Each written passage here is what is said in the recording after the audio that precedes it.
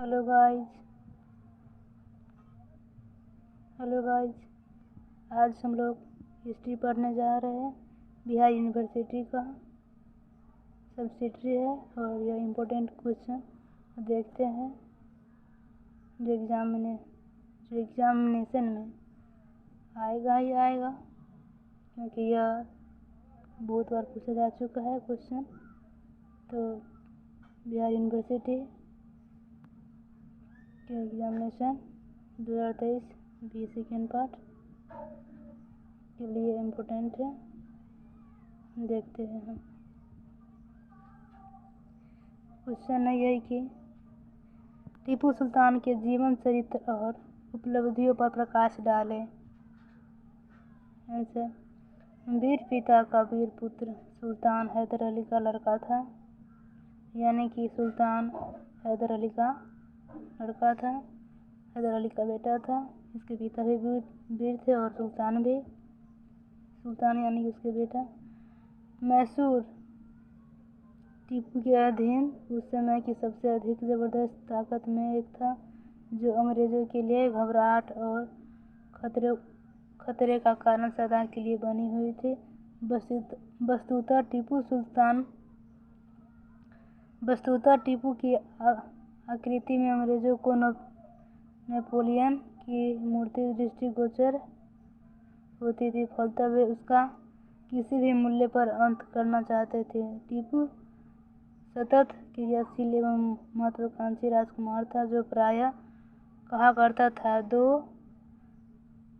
दो दिन शेर की तरह जीना ज़्यादा अच्छा है बजाय 200 वर्ष भेड़ की तरह जीने के। गाइस, यह जो वाक्य है, यह जो स्टेट है, ये सब नोट करने वाली पॉइंट है, क्योंकि गेस का पूरा भाषा आप एग्जामिनेशन में नहीं लिख सकते। गेस का पूरा भाषा लिखिएगा तो कोई नंबर नहीं मिल पाएगा, इसलिए मतलब थोड़ा काट छाट करके लिखा जाता है। तो आगे देखते हैं।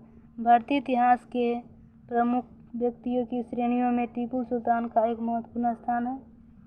उसके चरित्र और योग्यताओं के विषय में वस्तुतः विद्वानों के बीच मतभेद नहीं। एक और तो समकालीन एवं आधुनिक कुछ लेखकों ने उसे क्रूर, अत्याचारी तथा कट्टर मुसलमान शासक बतलाया है। वहीं पर दूसरी ओर दूसरों ने उसके चरित्र और शासन की सराहना की है। वस्तुतः उसके चरित्र की वह प्रमुख विशेषता है कि उसमें नवीनता की चंचल भावना तथा प्रत्येक वस्तु को अपने ही से आरंभ करने की इच्छा थी। वास्तव में टीपू एक परिश्रमी शासक था, फलतः उसके राज्य का शासन सुचारू ढंग से होता था। उसके सरकारी रिकॉर्ड ठीक से सिलसिलेवार ढंग से रखे जाते थे। वह अपने अफसरों को नागरिक, सामरिक, व्यापारिक विषयों पर विस्तार से आदेश देता था। उसके देश भारत में खेती अच्छी होती थी और वहाँ के लोग सबसे अधिक फल फूल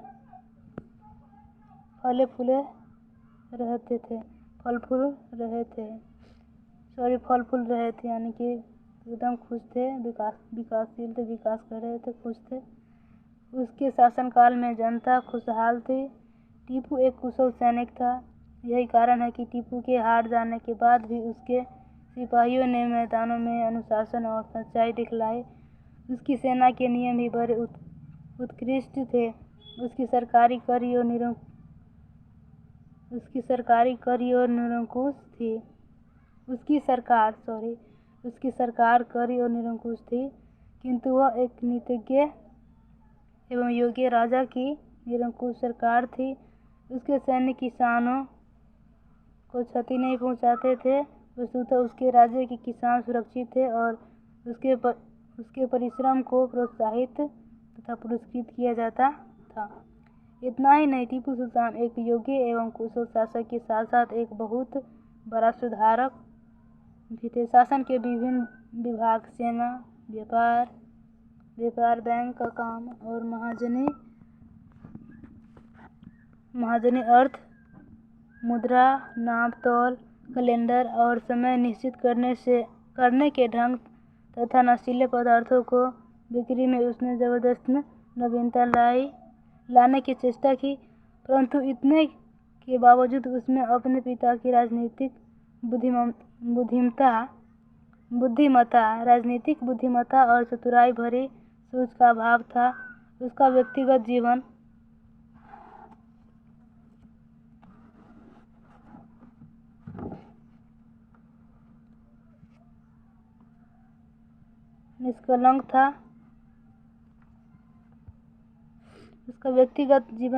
निष्कलंक था और अपने वर्ग के प्रचलित अवगुणों से परे थे। जो भी हो वह एक बहुत बड़ा विद्वान शासक था।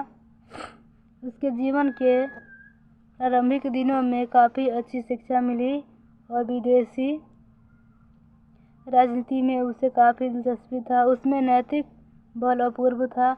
उसे फारसी, कन्नड़ एवं उर्दू भाषाओं का अच्छा ज्ञान था। वह विद्वानों का आदर भी समुचित रूप से करता था। टीपू सुल्तान धर्म प्रेमी था। उसके मस्तिष्क पर धर्म की भावना तथा ईश्वरीय विश्वास का गहरा प्रभाव पड़ा था।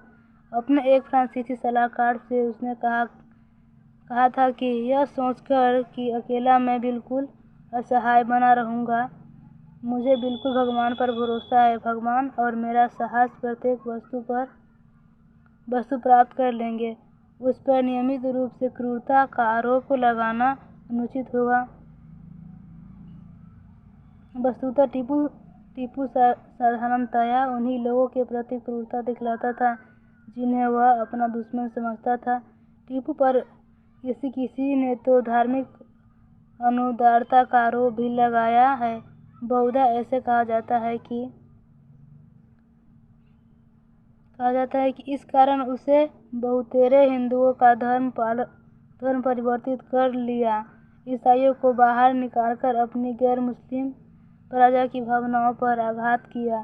परंतु टीपू की श्रीगेरो के पत्र निर्णायक रूप से सिद्ध करते हैं कि टीपू यह जानता था कि हिंदू विचार को कैसे खुश रखा जाए और उसके विनाश का वास्तविक कारण धार्मिक अनुदारता नहीं था। उन उपद्रवी को जिनकी पूरी राजभक्ति को उसे भरोसा नहीं था, धर्म परिवर्तन करने को बाध्य किया। हिंदू मंदिरों को उसने दान दिए और बहुत से हिंदू अफसरों को नियुक्त किया। साथ ही यह भी स्पष्ट है कि टीपू शासन से कुछ हिंदू असंतुष्ट अवश्य होंगे, नहीं तो वे देश को बांटने, व्यवस्थित करने और शांत करने के समय विजयी मिस्र हिंदू राज की पुनः स्थापना की बात तुरंत नहीं सोचते। यद्यपि अनेक दृष्टियों से टीपू अपने योग्य पिता का योग्य पुत्र था। वह अपने पिता की तरह वीर एवं महत्वाकांक्षी था। वह किसी भी कीमत पर स्वतंत्रता का सौदा करने के लिए तैयार नहीं था। फिर भी कई बातों में वह अपने पिता से भिन्न था। वह हैदर की तरह कूटनीतिज्ञ नहीं था, न उसने अन्य देशी राजाओं को मिलाकर अंग्रेजों के खिलाफ संयुक्त मोर्चा बनाने की कोशिश की। वह हैदर की अपेक्षा थोड़ा अव्यावहारिक था और सुधार के नाम पर कभी-कभी उल-जलूल नूतन प्रयोग का सहारा लेता था। कहा जाता है कि Hyder was born to create an empire, Tipu to lose one. Tipu के चरित्र की फिर भी प्रमुख विशेषता यह थी कि मौलिकता तथा प्रत्येक वस्तु से आरंभ करने की प्रबल इच्छा उसमें थी। Thank you guys, thank you very much, thanks for watching.